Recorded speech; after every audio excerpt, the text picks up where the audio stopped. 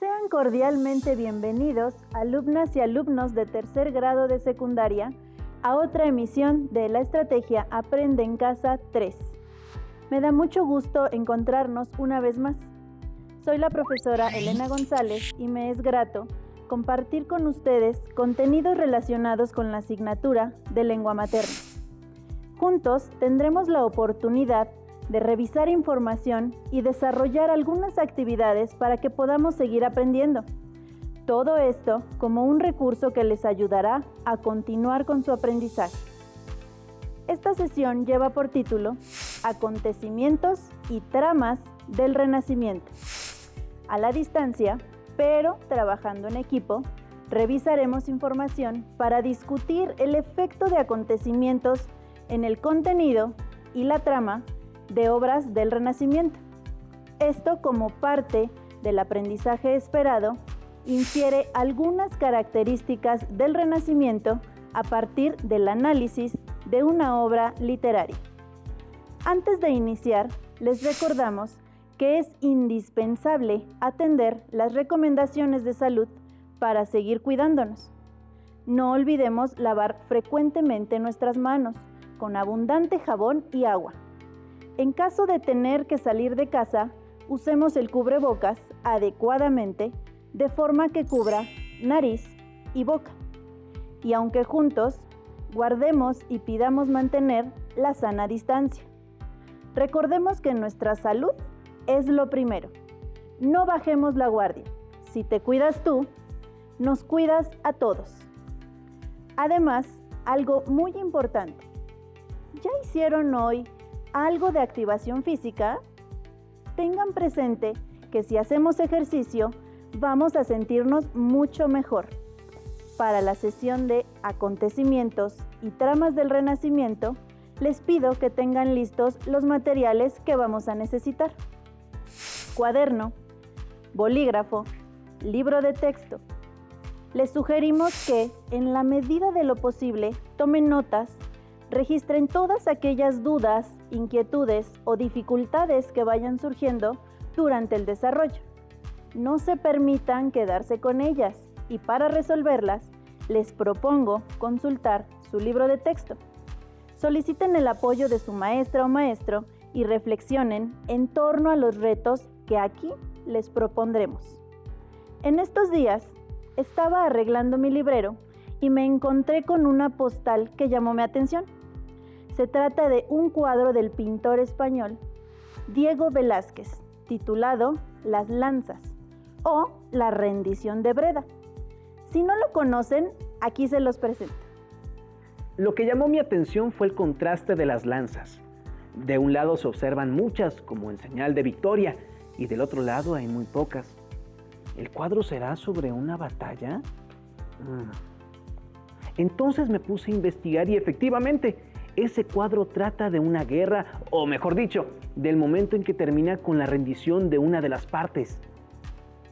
Eso quiere decir que un acontecimiento real inspiró a Velázquez para pintar su cuadro. ¿Ustedes creen que eso suceda solo en la pintura? ¡Ay, tienen razón! La respuesta es no. También la literatura, de cierta manera, refleja y está influenciada por los acontecimientos de su época. Leer una obra literaria nos permite acercarnos a épocas y personajes de un periodo. Descubrimos formas de vida, valores e ideas presentes en el contexto en el que la obra fue escrita. Nosotros nos centraremos en obras literarias del Renacimiento y a lo largo de esta sesión leeremos fragmentos para discutir de qué manera los acontecimientos de este periodo influyeron en el contenido y la trama de obras literarias. Antes del Renacimiento, en la sociedad feudal, específicamente en los siglos XII y XIII, las personas vivían bajo un esquema sustentado en los modelos fijos generados por la Iglesia, que influía en diferentes ámbitos de la vida social, como la política, cuyo poder se depositaba en la figura del rey, quien a su vez necesitaba de la legitimación de la Iglesia para ejercerlo. El Renacimiento rompió con los modelos fijos de convivencia y esto lo sabemos en parte por la literatura de la época que conocemos hoy en día, ya que aborda diferentes temáticas y estructuras, reflejo de la sociedad de ese momento. Vayamos al primer ejemplo. Se trata de un fragmento tomado de una obra llamada Amadís de Gaula, la cual pertenece a la prosa de tema caballeresca. La versión que conocemos hoy en día fue impresa en 1508, pero desde tiempo atrás ya se conocía la historia. La redacción y las palabras que usa la obra son distintas al español actual, y eso se debe a que fue escrita en una época diferente. Pero no se preocupen, los ayudo a entender el fragmento. La obra cuenta la historia de Amadís, también llamado Doncel del Mar, un hombre que es un caballero y que vivirá aventuras. El fragmento que les presentaré relata el momento en que Amadís busca ser nombrado caballero por el rey Perión. Amadís de Gaula, capítulo 2. Ella se rió con buen semblante e díjole: pues que así os he ganado. Ortogaos que seáis mi caballero y ayudéis a aquella hermana de la reina. El doncel le besó las manos y dijo: pues que el rey, mi señor, no me ha querido hacer caballero, mas a mi voluntad lo podría agora ser deste rey, Perión, a vuestro ruego. Yo faré en ello lo que pudiere, dijo ella, mas menester será de lo decir a la infanta Mabilia, que su ruego mucho valdrá ante el rey, su tío. Entonces se fue a ella e díjole cómo el doncel del mar quería ser caballero por mano del rey Perión, e que había menester para ello el ruego suyo e dellas. Mabilia, hija del rey y hermana de Agrojes, que muy animosa era e al doncel amaba, dijo: pues fagámoslo por él, que lo merece, e véngase a la capilla de mi madre armado de todas armas, e nos le haremos compañía con otras doncellas. E queriendo el rey Perión cabalgar para Seir, que según he sabido será antes del alba, yo le enviaré a rogar que me vea, e allí hará el vuestro ruego, que mucho es caballero de buenas maneras. El tema de esta obra, Amadís de Gaula, es caballeresco. Se caracteriza por centrar la historia en un caballero, guerrero de noble origen que vive aventuras y realiza grandes hazañas. Además, personifica virtudes como el heroísmo y la valentía. Esta concepción del caballero refleja el cambio social vivido durante la Edad Media y el Renacimiento, ya que la nobleza guerrera del medievo, centrada en la guerra y la conquista, se desplazó a ser una nobleza cortesana, que exaltaba ideales como la valentía, el heroísmo, la cortesía, entre otros. Por eso, en el fragmento que les acabo de leer, se refieren a Amadís como un caballero de buenas maneras, que busca ser nombrado por el rey Perión, y presentan acciones como que el doncel le besó las manos a la mujer con la que hablaba, en señal de respeto. Además, este tipo de obras fue popular en la época, en parte gracias a la aparición de la imprenta y a la progresiva alfabetización de las clases altas. La obra también relata las hazañas de otros caballeros emparentados con Amadís, como su hermano Galaor, su medio hermano Florestán y su primo Agrajés de Escocia, quienes también son dignos representantes de la valerosidad. Interesante, ¿no es así? Los acontecimientos de la época influyeron en el contenido y la trama de esta obra. Antes de continuar revisando otros fragmentos, repasemos algunas características del Renacimiento. Fue una época de fuertes contrastes. Tiene su origen en Italia durante el siglo XIV y se extiende por Europa en el siglo XVI. España se volvió una potencia europea gracias a las expediciones marítimas y a la conquista de América. Durante el Renacimiento español, el género narrativo fue muy importante. En el siglo XVI todavía se seguían leyendo los libros de caballería escritas en siglos anteriores, como el Amadís de Gaula. A mediados del siglo empieza a haber un declive de los textos de caballería y surgen otros géneros. El interés por el conocimiento dará lugar a grandes avances científicos y técnicos, así como a un gran esplendor en las actividades artísticas. El término Renacimiento indica que se aspiraba a un renacer de la cultura grecolatina. Identificar la fecha del origen del Renacimiento es complejo, ya que responde a un proceso paulatino. Algunos autores toman como referencia el fin de la peste negra en 1348. Otros lo establecen en el año 1453, cuando el Imperio Bizantino cayó tras el asedio otomano. Las características que marcaron el inicio de este movimiento literario son la valoración del mundo grecolatino, en el que se busca una nueva escala de valores basada en el individuo, el antropocentrismo. El hombre es el centro del universo, capaz de dominar el mundo y crear su propio destino. Se antepone la razón al sentimiento y prevalece el equilibrio, la mesura y la armonía. El nuevo ideal del hombre. El perfecto caballero hábil como poeta y guerrero.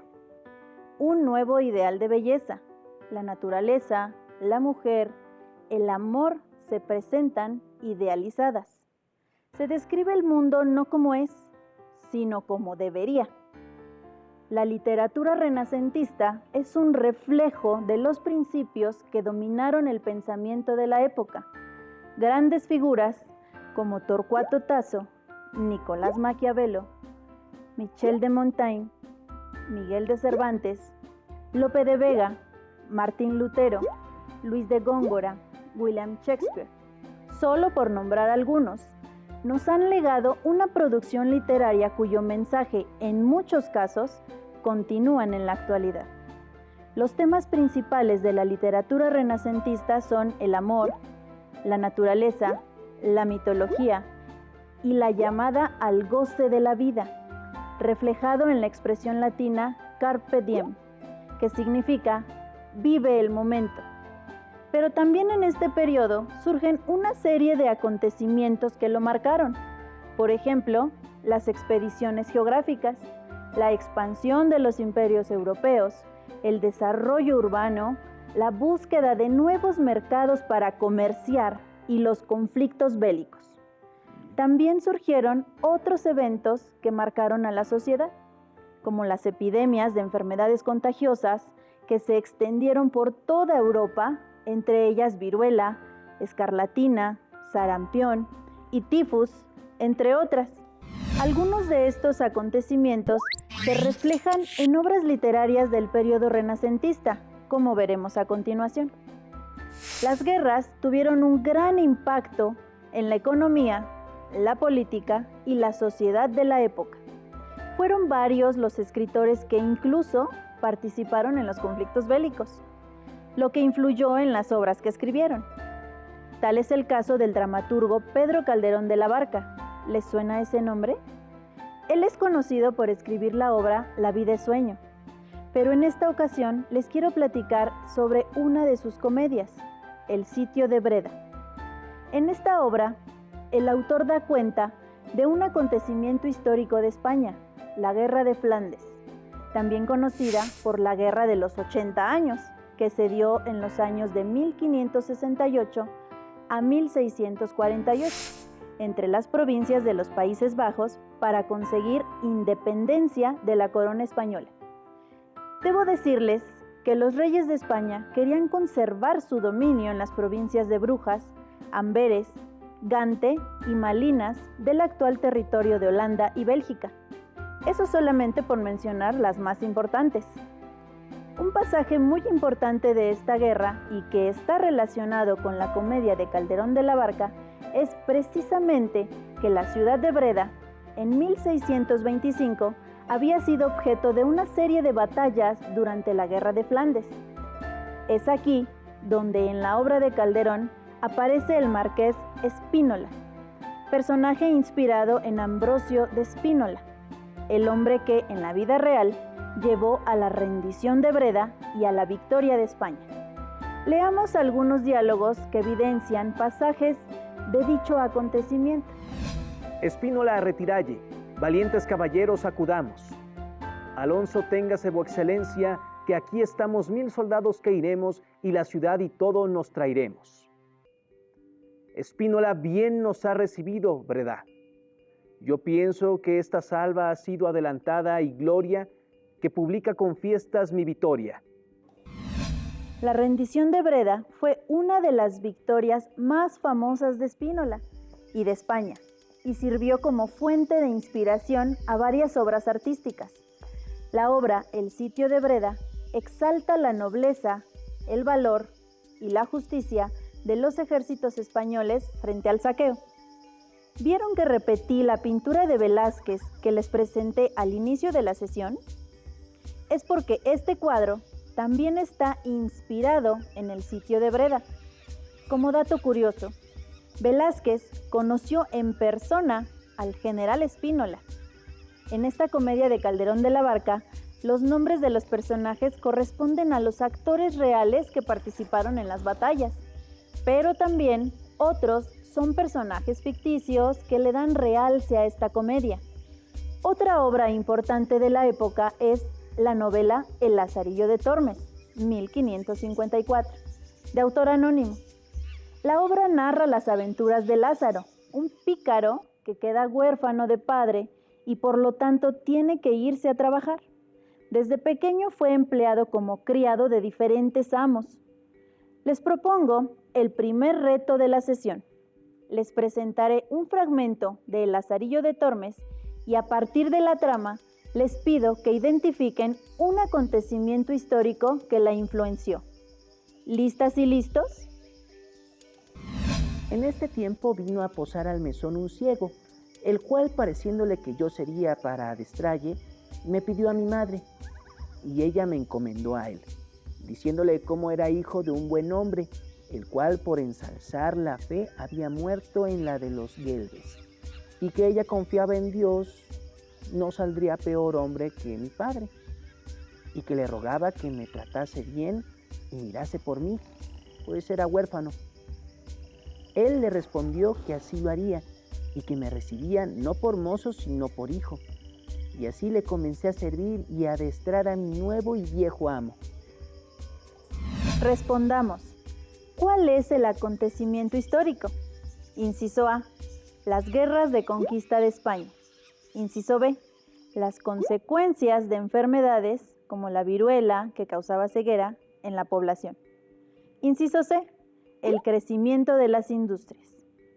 Así es, la respuesta correcta es la B, ya que durante este periodo, enfermedades como la viruela mermaron considerablemente la salud de las y los españoles, como el ciego que nos presenta Lazarillo en este fragmento. Otros acontecimientos a considerar son la situación de los grupos sociales humildes, sumergidos en la pobreza.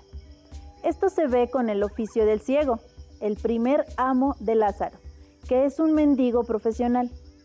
La existencia de una serie de personajes improductivos, ladrones, mendigos, frailes, pobres, nobles empobrecidos. En la novela, ninguno de estos personajes piensa que el trabajo es una de las formas de salir de las dificultades económicas. Esto puede deberse a la organización social del mundo en el que vive, no les permitiría salir de la situación. Se critica también en la novela la desigualdad social, pues la sociedad está dividida en dos grupos: los nobles, quienes tienen todos los privilegios, y la gente común, que en general es pobre. Otro escritor cuya obra refleja los acontecimientos de su época es Luis de Góngora. Escuchen el siguiente fragmento. La más bella niña. La más bella niña de nuestro lugar, hoy viuda y sola, y ayer por casar. Viendo que sus ojos a la guerra van, a su madre dice que escucha su mal. Dejadme llorar, orillas del mar, pues me disteis madre en tan tierna edad. Tan corto el placer, tan largo el pesar, y me cautivasteis de quien hoy se va y lleva las llaves de mi libertad. Dejadme llorar, orillas del mar, en llorar conviertan mis ojos de hoy más el sabroso oficio del dulce mirar, pues que no se puedan mejor ocupar. Yéndose a la guerra, ¿quién era mi paz? Dejadme llorar, orillas del mar, váyanse las noches, pues idos se han. Los ojos que hacían los míos velar, váyanse y no vean tanta soledad, después que en mi lecho sobra la mitad. Dejadme llorar, orillas del mar. Se trata de uno de los poemas más conocidos de Luis de Góngora, escrito hacia 1580, cuando no contaba ni con 20 años. El poema explica la historia de una joven que ha perdido a su gran amor, puesto que él debe marcharse a la guerra. Recordemos que en España, en ese momento, sostenía guerras en busca de mantener y ampliar su hegemonía, por lo que era común que los hombres partiesen hacia el campo de batalla. El regreso no lo tenían seguro. Por tal motivo, hubo una gran tasa de mortalidad entre la población. Nos cuenta que ha tenido que irse a la guerra, pero que todavía no ha llegado a la batalla porque emplea el verbo en gerundio yéndose. A pesar de todo, ella está intranquila porque probablemente no vuelva a verlo más. Les sugiero que, para reafirmar lo que vimos en esta sesión, localicen en sus libros de texto El aprendizaje esperado. Establece relaciones entre las acciones de los personajes y las circunstancias sociales de la época. Lo anterior para que cuenten con más elementos y podamos discutir el efecto de acontecimientos en el contenido y la trama de obras del Renacimiento. También pueden consultar su libro de historia para conocer más sobre el contexto histórico del Renacimiento. Llegó el momento de despedir la sesión, pero antes de hacerlo, les propongo un reto. Elijan una obra de un autor del Renacimiento español. Yo les ejemplificaré la actividad con un fragmento de Don Quijote de la Mancha, de Miguel de Cervantes Saavedra, capítulo 22, que trata de la vez que Don Quijote quiso liberar a unos galeotes. Esta es cadena de galeotes, gente forzada del rey que va a las galeras. ¿Cómo gente forzada?, preguntó Don Quijote. ¿Es posible que el rey haga fuerza a ninguna gente? No digo eso, respondió Sancho, sino que es gente que por sus delitos va condenada a servir al rey en las galeras de por fuerza. En resolución, replicó Don Quijote, como quiera que ello sea, esta gente, aunque los llevan, van de por fuerza y no de su voluntad. Así es, dijo Sancho. Pues de esa manera, dijo su amo, aquí encaja la ejecución de mi oficio, desfacer fuerzas y socorrer y acudir a los miserables. Pongan especial atención en los acontecimientos. En este caso, se menciona a los galeotes, presos condenados a remar en las galeras reales por algún delito cometido.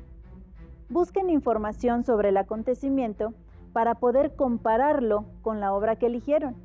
Por ejemplo, este fragmento retrata las penas carcelarias de la época, como el trabajo forzado en las galeras, que eran embarcaciones que requerían de fuerza humana para remar y lograr movimiento en alta mar. Pueden tomar nota de la diferencia o bien comentarlo con sus familiares para que el aprendizaje les sea más significativo. Listo. Muchas gracias por su atención. Les invitamos a que continúen aprendiendo y, por supuesto, pongamos todo nuestro empeño en este ciclo escolar. Por esta ocasión, hemos terminado.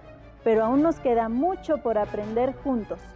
Espero encontrarnos nuevamente muy pronto aquí en Aprende en Casa 3. Hasta pronto.